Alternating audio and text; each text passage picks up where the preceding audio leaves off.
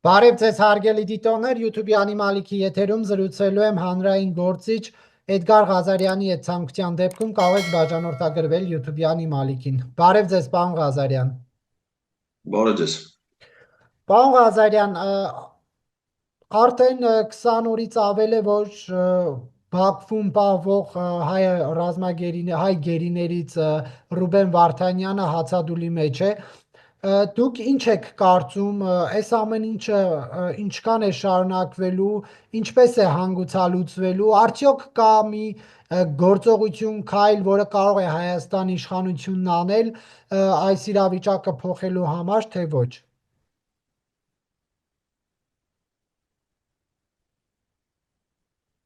Ռուբեն Վարդանյանի հացադուլը, որքան որ ինձ հայտնի է, անժամկետ է։ Այսինքն նա չի հայտարարել, որ կոնկրետ ժամկետով է հացադուլ հայտարարում 10 օր կամ 20 օր կամ մի ամիս, իսկ դա նշանակում է, որ ինքը շատ ծանր որոշում է կայացրել եւ իր առողջական վիճակի պայմաններում այս հացադուլի շարունակման հետևանքները ես չեմ կարծում, որ կարող են հուսադրող լինել։ Եվ նրա վերջի ձայնային ուղերձը ուղղված հայ ժողովրդին նույնպես իմ մոտ տպավորություն է թողել, որ նա իր համար սկզբունքորեն այլ որոշում է կայացրել։ Ինչ կարող են անել Հայաստանի իշխանությունները։ Ինչ որ կարող անել այս իշխանությունը, արդեն արել է։ Դրա արդյունքում, դրա հետևանքով է, որ Արցախի ռազմաքաղաքական ղեկավարությունը հայտնվել է Բաքվի բանտերում։ Նրանք կարողանում են մեր քաղաքացիներին հանձնել ադրբեջանական գերության եւ ոչ մի դեպքում չեն կարողանում մեր քաղաքացիներին հետ բերել գերությունից։ Եվ ոչ էլ շահագրգռվածություն են ցուցաբերում, ոչ էլ ցանկություն ունեն, չասեմ, որ իրաց ցանկությունն է, որ այդ մարդիկ մնան ադրբեջանական գերության մեջ, ադրբեջանական բանտերում։ Այդ ուղղությամբ նրանք ոչ մի ջանք չեն գործադրում։ Իսկ թե ինչ կարանի պետությունը, ցանկացած պետության պարագում դա նկատելի է։ Օրինակ, մեր հայրենակցուհին, որը Հայաստանի քաղաքացի լինելուց բացի նաև Լիբանանի քաղաքացի էր, տիկին Մարալ, ինչյան էր ազգանունը։ Նալչալջան, ոնց որ։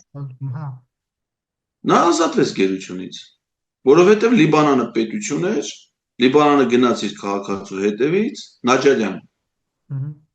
Ազատեցին գերությունից եւ Լիբանանի նախագահ անձամբ նախագահական պալատում նրան ընդունելության արժանացրել։ Սա է պետությունը, որ գնում է իր քաղաքացու հետևից։ Հայաստանում հիմա ադրբեջանցիներ կան գերության մեջ։ Չկան։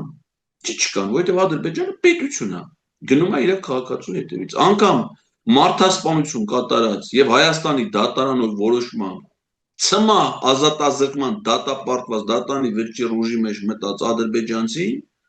առանց դատանի որոշման փոփոխության, առանց համաներման, առանց նախագահի կողմից ներում շնորհվելու ազատ է արձակվել եւ հիմա գտնվում է Ադրբեջանում ազատության մեջ։ Խոսքը վերջերս 2023 թվականին այն դիվերսանտի մասներ, որը ներխուժել էր Սյունիքի մարզ, Քաջարանում սպանել էր պահնորդի եւ բռնվել էր քաղաքացիական անձանց կողմից։ Հասնել են Ադրբեջանի պետությունը։ Իսկ մեր քաղաքացիները մնում են գերության մեջ։ Ավելին, ոչ միայն նրանք են մնալու, նրանց բոլորը,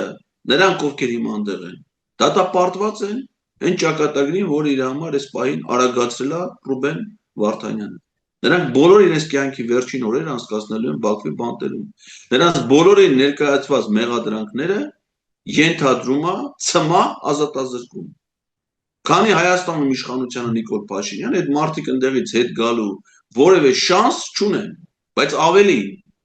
Ադրբեջանի նախագահի անվտանգության հարցերով օգնական Հիկմետ Հաջիևը ակնկալում է, որ Հայաստանի իշխանությունները Ադրբեջանի պետք է արտահանձնեն նոր գործիչների։ Խոսքը Հայաստանի տարբեր ժամանակների ռազմաքաղաքական ղեկավարների մասին է, բայց ոչ միայն։ Նիկոլ Փաշինյանի հայտարարություններով, Հայաստանում կայացած որոշումներով Ադրբեջանի օրենսդրությամբ այս պահին մեղադրյալի կարգավիճակ ունեն Հայաստանի քաղաքացիների մեծամասնությունը։ Ասենք բոլոր նրանք, ովքեր որ որևէ առնչություն են ունեցել Արցախի պաշտպանության բանակի հետ։ Ծառայել են զինված ուժերում։ իրենց ծառայությունը անցկացրել են ՊԲ-ում։ ՊԲ-ն հիմա համարվում է Լևոն Մնացականյանն ինչ մեղադրանք է ներկայացված։ Ապօրինի ահաբեկչական ռազմական խմբավորում ստեղծել եւ ղեկավարել դրա մասնակից ելնել է, ճիշտ է։ Ով որ 2 տարվա իր ժամկետային զինծառայությունը անցկացրել Արցախի ՊԲ-ում, շարքայինից մինչև հրամանատար, գեներալ, լեյտենանտ եւ այլն, այդ մեղադրանքը իրան վերաբերելի է։ ՊԲ-ի նյութատեխնիկական մատակարարում իրականացրած ցանկացած կազմակերպության աշխատակից, ասենք օրինակ շինարար, ով որ կառուցել է բնակարան զինծառայողների համար, սնունդ է մատակարարել ՊԲ-ին, այդ մեղադրանքը իրան վերաբերելի է։ Ռուբեն Վարդանյանի մեղադրանքների ցանկումը Ադրբեջանի սահմանը ապօրինի հատել է։ Ես չգիտեմ, դուք Արցախում եղել եք։ Եղել եմ բազմիցս։ Ես էլ եմ եղել։ Այդ մեղադրանքը մեզ էլ է վերաբերելի։ Ու տենց ամբողջ հայ ժողովրդին, որին որ Ադրբեջանի գլխավոր դատախազը հայտարարեց միջազգային հետախուզում, մեր տվյալները գնալու են նստի Ադրբեջանի հետ համագործակցող ցանկացած երկրի սահմանապահ ծառայության տվյալների բազայում, ասենք օրինակ Վրաստանի, Ռուսաստանի, եվրոպական երկրների։ Ու ասենք Վրաստանի սահմանը հատող Հայաստանի քաղաքացին, Վրաստանի իշխանությունները կասեն դուք հետախուզում եք Ադրբեջանի իշխանությունների կողմից։ Սահմանի վրա կձերբակալեն, որին ուզեն, որովհետև Նիկոլ Փաշինյանը ասել է, որ 91 թվականից Արցախը Ադրբեջան է։ Ոչ թե այն պահից, երբ որ ինքը ստորագրել է հռչակագիր, ենթադրենք հոկտեմբերի 6-ի 22 թվականին։ Ասում է 91 թվականի դեկտեմբերի 21-ից։ Դա Հայաստանի դիրքորոշումն է։ Քանի Հայաստանի պետության իշխանությունը չի փոխվել, Հայաստանի դիրքորոշումը չի փոխվել, այս խայտառակությունը շարունակվելու է։ Պարոն Ղազարյան, Հաջիևի հայտարարությունը, որ պետք է Հայաստանը փոխանցի ռազմական հանցագործներին, այսպես ասած, ճակերտավոր ռազմական հանցագործներին, ում նկատի ուներս ձեզ։ Դա իմ կարծիքս այդտեղ 18-ական Ադրբեջանի գլխավոր դատախազը արդեն ասել է, թե ովքեր կոնկրետ այդ գործով ունեն մեղադրյալի կարգավիճակ։ Դա հանրապետության նախագահներն են, մեր 3 նախագահները՝ Սերժ Սարգսյանը, Ռոբերտ Քոչյանը, Լևոն Տեր-Պետրոսյանը, անգամ հիմա մահացած գործիչներ կան, որոնք մեղադրյալի կարգավիճակ ունեն, օրինակ Վազգեն Սարգսյանը, Մոնթե Մելքոնյանը։ Այդ գործով համարվում են որպես մեղադրյալներ։ Առաջնահերթ բարձա չէ, որ մինչև ինձ ու ձեզ հասնել է Արցախ այցելելու համար, նրանց առաջնահերթ այս պահին հետաքրում են Հայաստանի ռազմաքաղաքական ղեկավարները, պաշտպանության նախկին նախարարները, զինված ուժերի գլխավոր շտաբերի պետերը, Արցախի պաշտպանության բանակի մյուս հրամանատարները, նրանց տեղակալները, զորամիավորումների հրամանատարները, առաջնահերթ նրանք են հետաքրքիր Ադրբեջանին այս պահին։ Հիշում եք Իլհամ Ալիևը մի անգամ ասել է, որ ադրբեջանական բանտում հələ 2 հոգու տեղ կա նվազեն։ Նա չեմ կարծում, որ այդ պահին ինձ եւ ձեզ նկատի ուներ, բայց վստահ եմ, որ նկատի ուներ Ռոբերտ Քոչյանի եւ Սերժ Սարգսյանի։ Հատկապես նրանց, որովհետեւ ինքը անձամբ նրանց հետ է բանակցել։ Օրինակ Լևոն Տեր-Պետրոսյանը իր հոր հետ է միայն բանակցել։ Իսկ ինքը բանակցել է մեր 2 նախագահների հետ եւ այդ բանակցություններով է ինքը նրանց է պարտվել, նրանց է տապալվել։ Հիմա եկել Նիկոլ Փաշինյանը, որ ասել է հաջողության եւ ուզելու է։ Եվ վստահ եմ, որ տալու է Նիկոլ Փաշինյանը։ Հայաստանում 2 նախագահների իմ խորին համոզմամբ ձերբակալվելու են եւ հանձնվելու են Ադրբեջանին։ Նույնիսկ մոտավորապես կարող եմ կռահել, թե դա երբ է լինելու։ Նախընտրական շրջանում, երբ որ Հայաստանում ընտրություն հայտարարվի, Նիկոլ Փաշինյանը կգնա այդ քայլին։ Չեք չափազանցնում, պարոն Ղազարյան։ Ոչ մի դեպքում։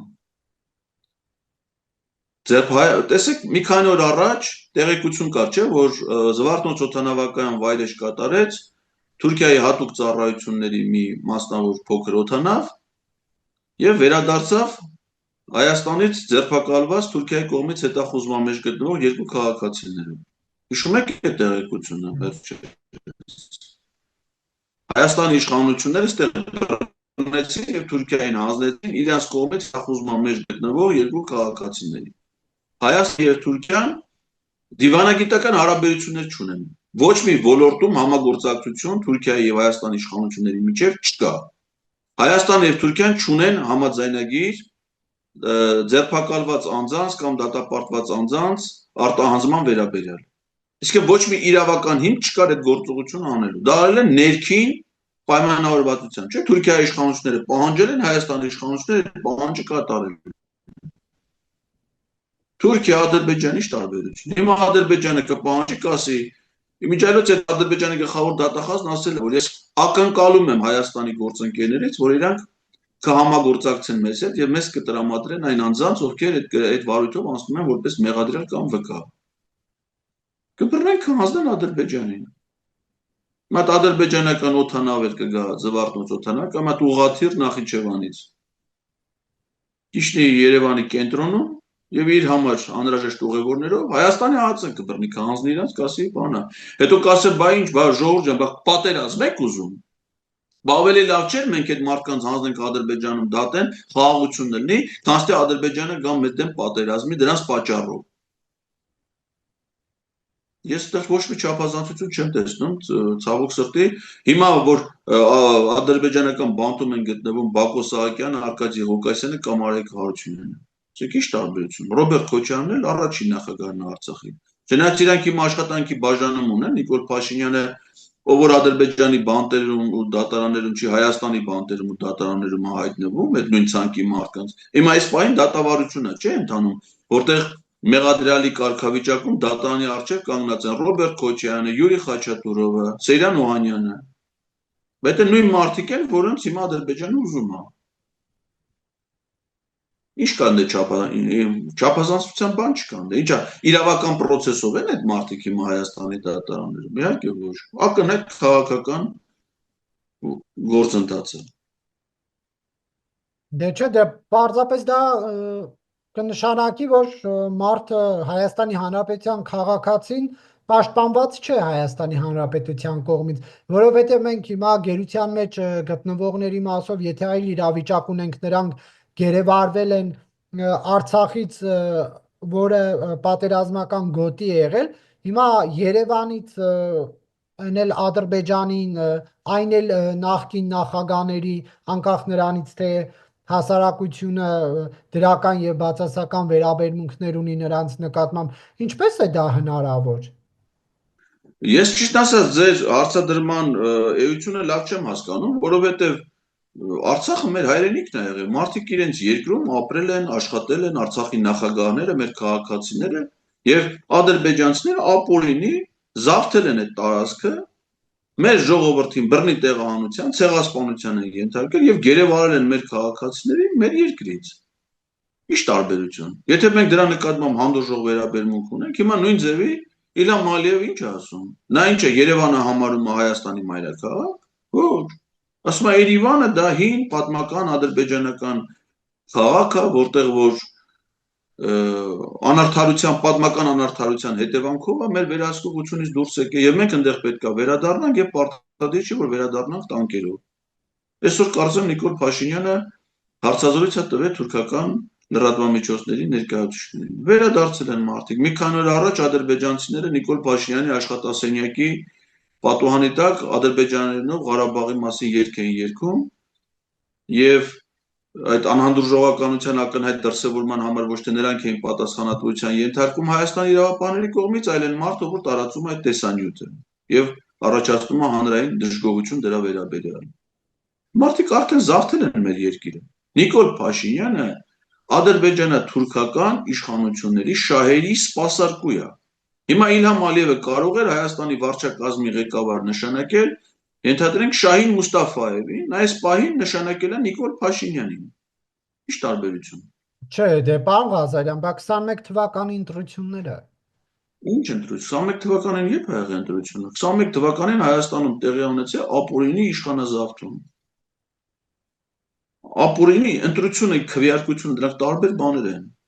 Կարող են չէ հիշել դա ոնց 650,000 քաղաքացի այնուհանդերձ այդ ավերիչ պատերազմից հետո Նիկոլ Փաշինյանին քվե է տվել։ Ոչ, դες բան չի եղել։ Դες բան չի եղել, եղել է իշխանազավթում, բայց ես ճիշտ ասած չգիտեմ թե դուք ինչ մեկնաբանություններ ունեք այդ իրադարձությունների վերաբերյալ, բայց փաստը հետեւյալն է։ Ո՞վ է որոշել, որ պիտի Հայաստանում ընտրություն լինի։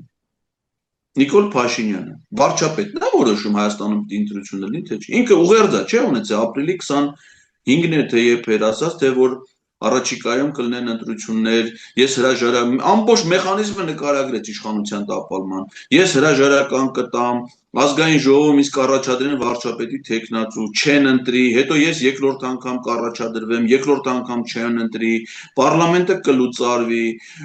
կսահմանվի ընտրության օրը մեր սահմանադրության որոշումը հանրապետության նախագահ։ Ինքը ասաց, թե որ օրն է լինելու արտահերթ ընտրություն։ Մեր երկրի սահմանադրությամբ նման կարգավորումներ չկա։ Մեր երկրի սահմանադրությամբ ասում է, որ եթե վարչապետը հրաժարական է տալի, ազգային ժողովը պիտի ընտրի վարչապետ։ Վարչապետը ընտրության հետ կապ չունի։ Մի գումարման ընթացքում ազգային ժողովը կարա 5 վարչապետ ընտրի, 10 վարչապետ կարա ընտրի։ Կախված դրանից թե վարչապետի պարտականությունները կատարում է թե չէ։ Վարչապետի պարտականություններ ցանկացած կարգավիճակում կարա իրականացնի միայն այն մարդը, որ ազգային ժողովի վստահություն է ստացել։ Նիկոլ Փաշինյանի տեխնատությունը 21 թվին դրել են ազգային ժողովում քվեարկության, մի падգամավոր է կողմ եղել ընդամենը։ Այսինքն ազգային ժողովը դեմ է եղել, որ ինքը վարչապետի պարտականություն կատարի, բայց ինքը մնացել է վարչապետ։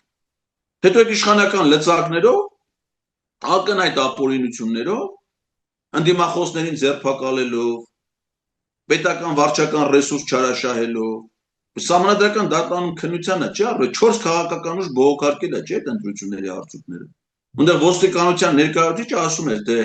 որ կուսակցությունների դաշինքի տեխնացուներն են ձերբակալվել, շտաբերի պետերը, շտաբերի ակտիվիստները։ Նրանց պես ոչ մի հատ ԿՊ-ից չկար։ Բոլորը Հայաստան եւ պատիվ ունեմ դաշինքի ձեին։ Ինչ ընտրության մասին է խոսքը։ Դա ապօրինի իշխանազավթում է իրականացվել։ Հետո մի հատ Նիկոլ Փաշինյանը դառնար որպես նախկին վարչապետ ու մասնակցել ընտրություններին, ոնց որ ընտրություններին մասնակցում էր նախկին վարչապետ Հրանտ Բագրատյանը։ Այդ նույն կարգավիճակում, առանց ծառայողական մեքենաների, առանց պետական պահպանության, առանց մարզպետների, առանց նախարարների, առանց պետական միջոցների։ Հետո դες գնար գյուղեր, դες գնար քարոզարշավի, տենամ 3% քվե կստանար։ Պարոն Չի մասին է Ղազարյան, խոսքը։ հիմա Հայաստան եւ պատիվ ունեմ խմբակցությունները ապօրինի են նայել խորհրդարանում ԿՊ-ի հետ միասին։ Կարծում եմ, որ այո, այս պարլամենտը ինքը լեգիտիմ չի։ Ինչու է Դա իշխանազավթի հետևանքով ձևավորված։ Ինչու է գնացել ոչ լեգիտիմ պարլամենտ եւ ասում, որ ձեզ ընտրեն մարդու իրավունքների հանձնաժողովի նախագահ, եթե դա ոչ լեգիտիմ էր։ Դա մարդու իրավունքների հանձնաժողովի նախագահ չէ, դա մարդու իրավունքների պաշտպանի պաշտոնում առաջադրում էր։ Հա, ներողություն։ Եվ իմ առաջադրման իմաստը ոչ թե ընտրվելու ակնկալում։ Իմ ընտրվելու առաջադրման իմաստը ոչ թե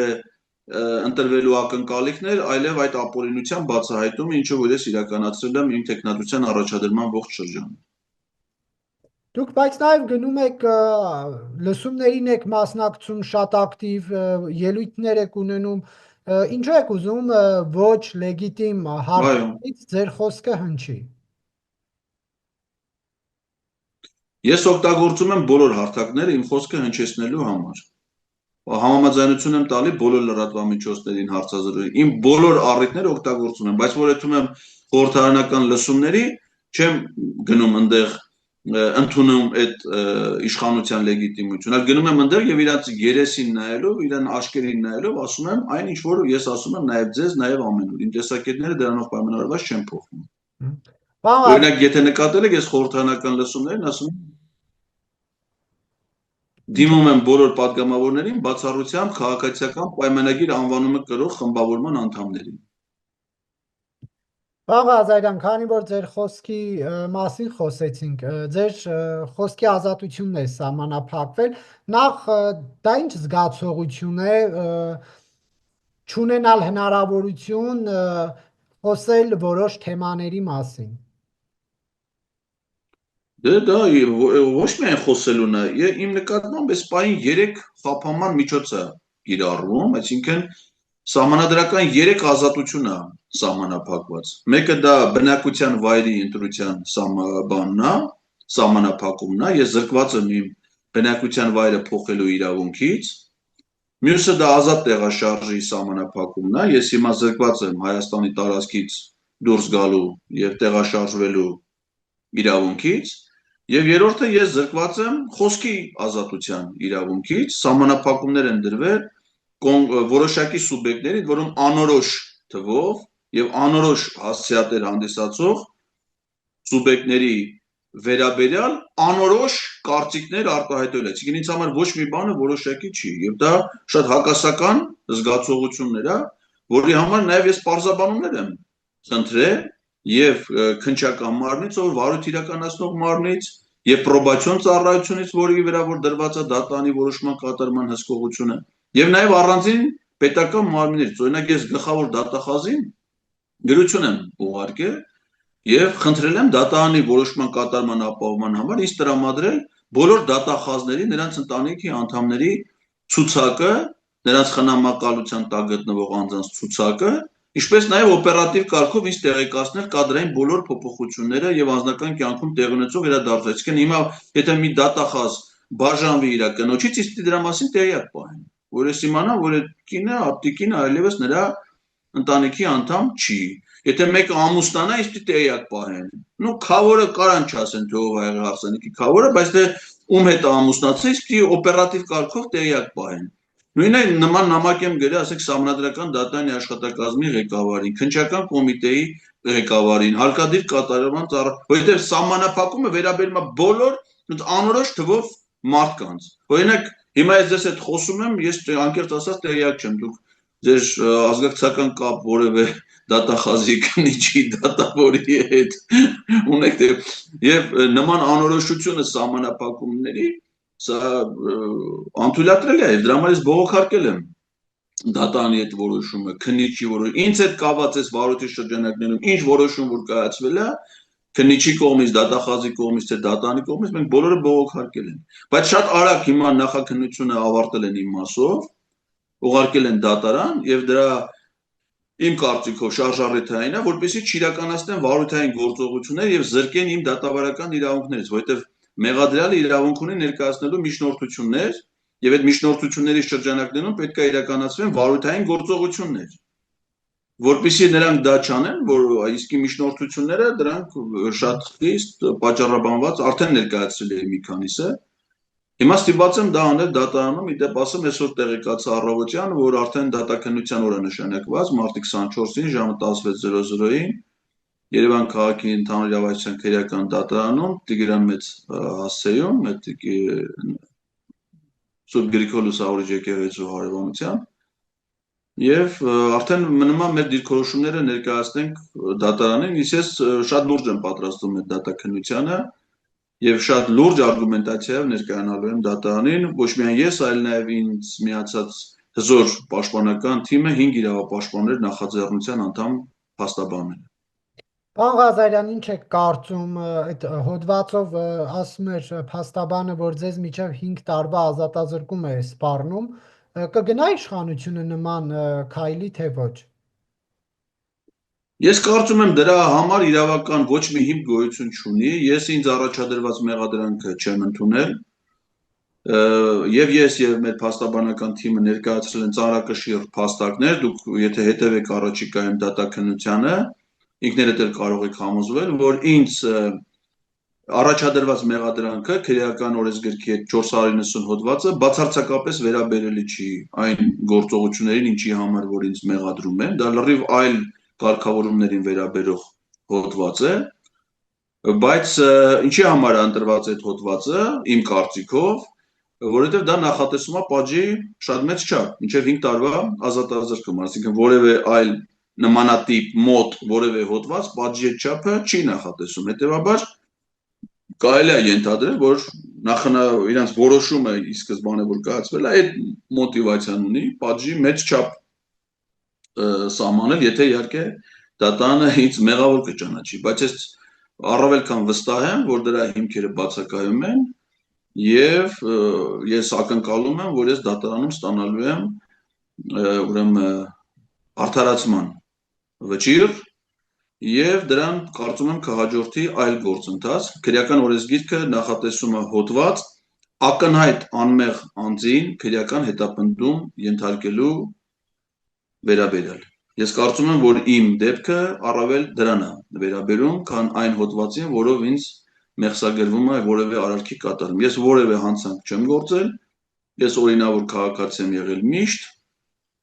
բոլոր ժամանակներում, նաև հիմա, նաև այն ժամանակում իմ բոլոր հայտարարությունները, որ ես արել եմ, հիմա այս պահին կրկնել չեմ կարող, բայց դատարանում արդեն դրանք բնականաբար հնչելու են, իմ բոլոր հայտարարությունները եղել են խիստ հիմնավոր, դրանք վերաբերելի չեն քրեական օրենսգրքի հոդվածին, որ ներկայացվում է, եւ ես դրա իմ հայտարարությունների հիմքերը կներկայացնեմ դատարանում։ Պարոն Ղազարյան, ներքաղաքական թեմաների մասին խոսենք։ Տևական ժամանակ է մեծ կոնֆլիկտ կա Հայաստանի երկրորդ եւ երրորդ նախագահների թիմակիցների միջև։ Դուք սա ինչով եք պայմանավորում, ինչու են, այսպես ասած, փորձում Նիկոլ Փաշինյանին մեկը մյուսի գրպանը գցել։ Չեմ կարող ասել ճիշտն ասած, ես այդ հարցի պատասխանը չունեմ, դա ինձ չի վերաբերում, ես այդ երևույթի հետ կապված միայն կարող եմ իմ անհանգստությունը հայտնել, որ դա ինձ ոչ մի պարագայում հաճելի չի լսել, թե մի, թե մյուս կողմի տեսակետները, առավել ևս, որ այդ տեսակետները որոշակի որևէ հիմնավորում չունեն, այսինքն դրանք եթե վերաբերում են Նիկոլ Փաշինյանի իշխանության գալու հանգամանքներին, ես այն սկզբունքային համոզմունք ունեմ, որ Նիկոլ Փաշինյանի իշխանության գալու հարցում ոչ Ռոբերտ Քոչարյանը, ոչ Սերժ Սարգսյանը որևէ դերակատարում չունեն։ Նիկոլ Փաշինյանի իշխանության գալը եղել է իմ խորին համոզմամբ 2018 թվականին Հայաստանում տեղի ունեցած ադրբեջանա-թուրքական հեղափոխության հետևանքով, որի շահառուն Ադրբեջանն ու Թուրքիան են, եւ որի զոհերը, որին խաբեության զոհ գնացած մարդիկ 100,000-ավոր Հայաստանի քաղաքացիներն են, որոնք դարձել են այդ խաբեության զոհը, եւ նրանց մեծամասնությունը հիմա դիտակցում է դա եւ փորձում է իր քայլերով, գործողություններով շտկել այդ մեծ պատմական սխալը եւ ողբերգական։ Արդյոք կարող ենք ենթադրություններ անել այն մասին, որ հիմա քանի որ մեկ տարուց հետո ընտրություններ է, թե Քոչարյանը, թե Սերժ Սարգսյանը իրենց յուրաքանչյուրն իրենց հերթին կուզեն մեկը մյուսին ասոցացնեն պարտված իշխանության հետ, որպեսզի ընդդիմադիր բոլոր քվեները գա իրենց։